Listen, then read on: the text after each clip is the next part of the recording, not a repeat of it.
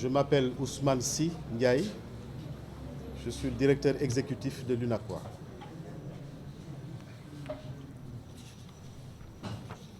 Il m'est demandé de vous faire l'économie de la déclaration qui a été portée tout à l'heure par le premier vice-président, Tamsir Ibrahima Niane, qui est aussi membre fondateur de l'organisation. Donc, je vais vous le faire. Le président de la République, son Excellence Bassirou Diomaye Diakhar Faye, a bien voulu accorder au patronat une audience de travail le mardi 23 avril 2024 à la présidence de la République à 16 h, à la suite de son accession à la magistrature suprême du Sénégal avec 54,28% des suffrages exprimés. Cette audience présidentielle, empreinte de courtoisie et de cordialité, s'est préparée sur la base du cadrage stratégique des relations que le président lui-même a souhaité entretenir entre l'État et le secteur privé national. Ce cadrage se traduit en ces termes. Je cite: étant entendu que le secteur privé national sera fort lorsqu'il sera pleinement soutenu par l'État, le président de la République fonde beaucoup d'espoir dans l'établissement des relations de confiance entre l'État et le secteur privé dans le cadre de la mise en œuvre des politiques publiques. L'emploi, particulièrement des jeunes, constitue un des problèmes majeurs auxquels le chef de l'État sera confronté tout au long de son mandat. C'est pourquoi la mise en œuvre inclusive et participative du projet sera un des défis auxquels son Excellence, Monsieur le Président de la République, va s'atteler pour résoudre la question du chômage. L'endogénisation de l'économie, la promotion des champions industriels nationaux, comme la création massive d'emplois, se feront nécessairement avec la participation active du secteur privé national. Monsieur le Président de la République a l'ambition de mobiliser tout le patronat sénégalais dans sa volonté politique de bâtir une souveraineté économique, d'atteindre notre souveraineté alimentaire et de réussir à donner du travail à la jeunesse sénégalaise. Fin de citation. Voilà donc les termes du président de la République qui ont motivé l'audience qu'il a accordée au patronat sénégalais.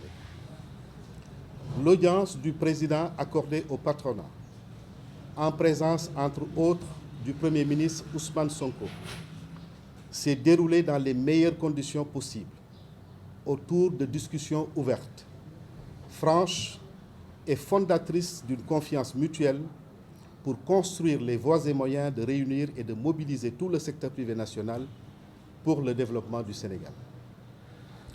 En somme, et ça c'est l'analyse de l'UNACOIS, il apparaît très clairement que le principal enjeu dans notre pays est de remettre tout le pays en entier en ordre de marche, de relancer l'économie, de promouvoir un climat de confiance et de paix pour mobiliser toutes les énergies, particulièrement le secteur privé, dont sa vocation est de produire de la richesse au bénéfice du pays. Cet enjeu central et hautement stratégique pose bien des défis dont 3 nous ont semblé prioritaires. Le premier défi est celui de la relance systématique du dialogue public-privé. Le dialogue public-privé est un instrument institutionnel qui rapproche divers acteurs des secteurs publics et privés. Il est constitué de rencontres formelles et structurées ou des forums plus informels et ad hoc pour résoudre des problèmes ponctuels ou lever des contraintes structurelles. Le dialogue public-privé, communément appelé DPP, est le moyen privilégié de refonder une confiance mutuelle, une base de mobilisation de toutes les forces nécessaires à la bonne prise en charge des préoccupations et de l'État, du secteur privé et des populations.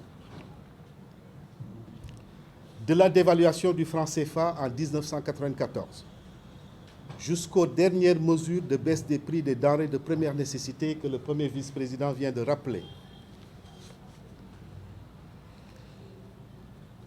Le dialogue public-privé est resté le moyen le plus sûr et le plus sécur pour bâtir les consensus nationaux, parce que notre pays en a besoin, sans lesquels aucune action de mise en œuvre de politique publique ne peut prospérer.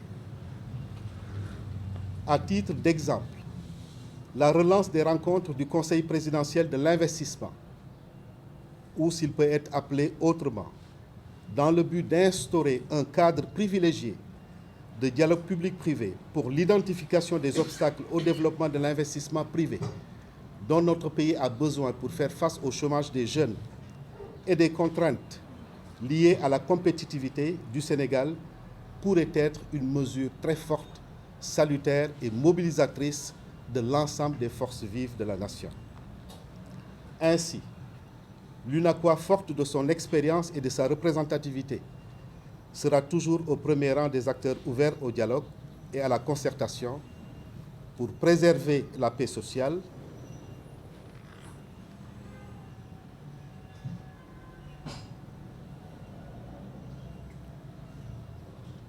pour préserver donc la paix sociale, la stabilité et bien sûr le développement économique et social. Le deuxième défi que nous avons identifié est celui lié à la pression ou aux contraintes fiscales qui sont exprimées ça et là. La fiscalité, dont l'origine étymologique renvoie au latin fiscus, désignant un panier pour recevoir de l'argent, comprend l'ensemble des règles relatives à la définition et au mode de recouvrement des impôts prélevés au profit de l'État et des collectivités territoriales.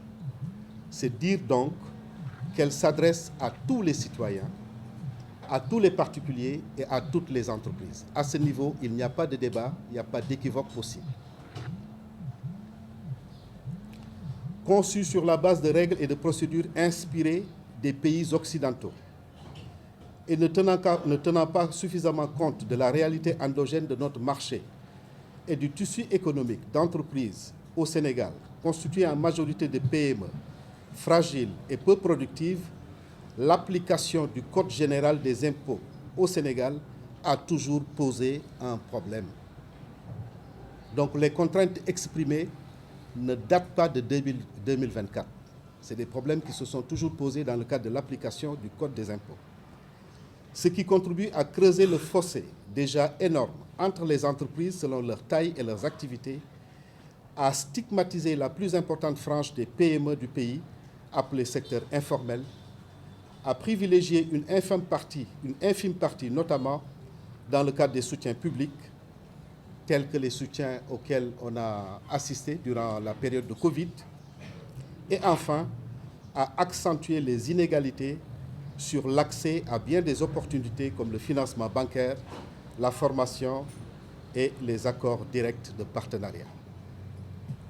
Le Sénégal, en quête de souveraineté, notamment économique, doit se donner les moyens de définir une politique fiscale qui accompagne le développement d'un tissu économique solide, qui accompagne également la promotion des investissements privés et le développement de ces entreprises. C'est de ça dont le pays a besoin.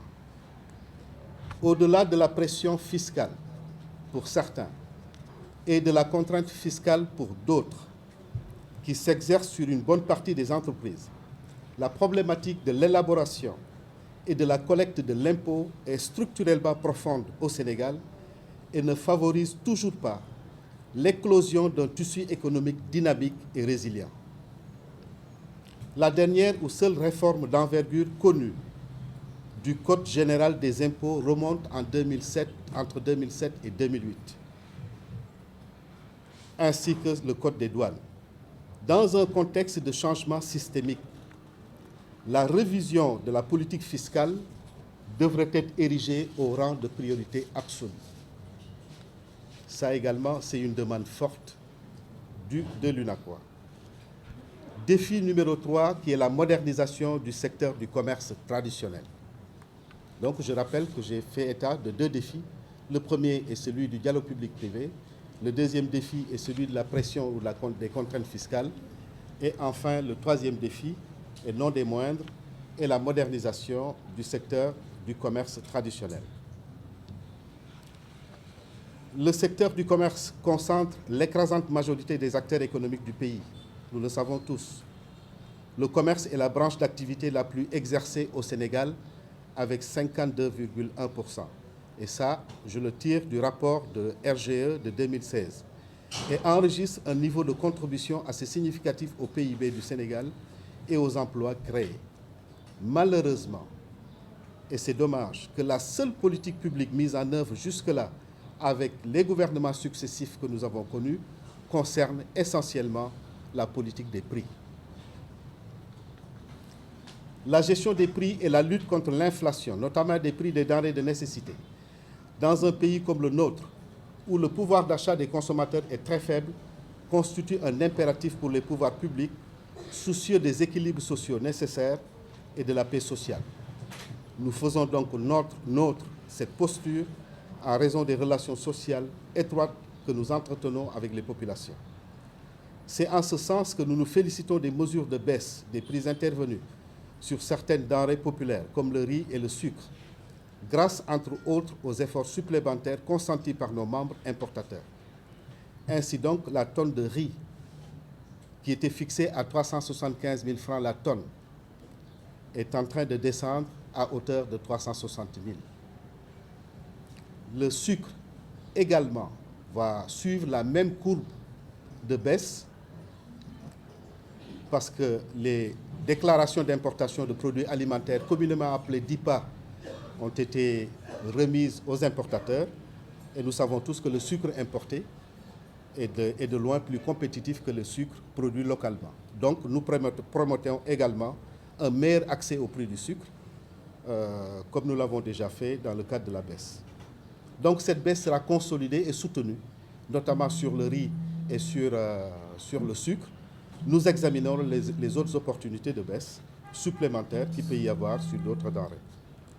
Toutefois, il va falloir s'atteler à la mise en œuvre des espaces dédiés au commerce général et de détail. Le mobilier urbain du commerce est complètement vétuste et devenu dangereux pour la sécurité des commerçants et des consommateurs. Le défaut de gestion des filières, de prise en charge des besoins d'assistance technique, de formation et de financement expose gravement les activités des jeunes et des femmes à la concurrence déloyale de cette forme de grande surface curieusement développée au Sénégal, y compris bien sûr les conflits permanents que les jeunes tabliers et marchands ambulants ont souvent avec les forces de l'ordre, avec les déguerpissements, ainsi que la précarité sociale. Ces trois défis brièvement évoqués constituent la partie visible de l'iceberg et ne devraient pas être l'arbre qui cache la forêt. La productivité du pays a été mise à rude épreuve au cours de ces 3 dernières années. Les préjudices subis et les pertes accumulées par le secteur privé en raison d'une situation politique intérieure très tendue entre 2020 et 2023, ajoutée à une conjoncture internationale défavorable, font planer le risque d'une dynamique dévastatrice, lourde de conséquences, si les contraintes fiscales et le défaut de dialogue persistent. Nous rappelons notre attachement indéfectible au dialogue et à la concertation, qui sont les seuls gages de préservation de la stabilité sociale et d'une relance économique viable au Sénégal. Je vous remercie.